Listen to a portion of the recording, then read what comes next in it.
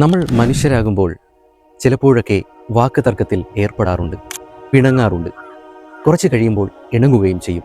ആ സമയത്ത് നമ്മളുടെ പെരുമാറ്റവും നമ്മുടെ വാക്കും ഏത് രൂപത്തിലാണ്? പരുഷമായ രൂപത്തിലാണ് നമ്മുടെ സംസാരമെങ്കിൽ ബന്ധം വഷളാക്കുകയും അവരുടെ ഹൃദയത്തിൽ നമ്മുടെ വാക്കുകൾ മുറിപ്പെടുത്തുകയും ചെയ്യും. നേരെ മറിച്ച് സൗമ്യമായി പറഞ്ഞു കഴിഞ്ഞാൽ അവർക്ക് തെറ്റ് ബോധ്യപ്പെടുകയും സ്നേഹം ഊട്ടിയുറയ്ക്കുകയും നമ്മളോടുള്ള ബന്ധം നല്ല നിലയ്ക്ക് മുന്നോട്ട് പോവുകയും ചെയ്യും. പ്രവാചകന്മാരും പുണ്യപുരുഷന്മാരുമൊക്കെ ജനങ്ങളോട് വർത്തിച്ചത് ഈ രൂപത്തിലായിരുന്നു.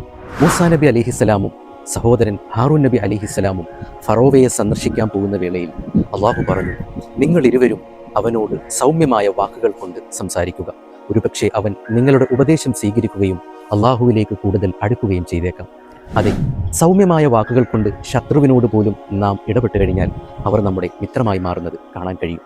പ്രവാചകർ സല്ലല്ലാഹു അലൈഹി വസല്ലമ തങ്ങൾ പ്രബോധനവുമായി സമൂഹത്തിലേക്ക് ഇറങ്ങിയ വേളയിൽ ധാരാളം പ്രയാസങ്ങളും ഒറ്റപ്പെടുത്തലുകളും ഒക്കെ ഉണ്ടായി. വാക്കുകളും അനാവശ്യമായ ആരോപണങ്ങളും കൊണ്ടും നബി സല്ലല്ലാഹു അലൈഹി വസല്ലമയെ തകർക്കാൻ നോക്കിയപ്പോഴൊക്കെ അവിടുന്ന് വളരെ മാന്യമായിട്ടാണ് അവരോട് പെരുമാറിയത്. അള്ളാഹു പ്രവാചകരോട് ഇപ്രകാരം പറയുകയുണ്ടായി, താങ്കൾ അവരോട് സൗമ്യമായി വർത്തിച്ചത് അള്ളാഹുവിൻ്റെ അനുഗ്രഹം കൊണ്ട് മാത്രമാണ്.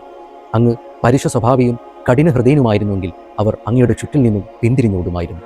അതെ, പ്രവാചകർ സല്ലല്ലാഹു അലൈഹി വസല്ലമ തങ്ങളാണ് നമ്മുടെ മാതൃക.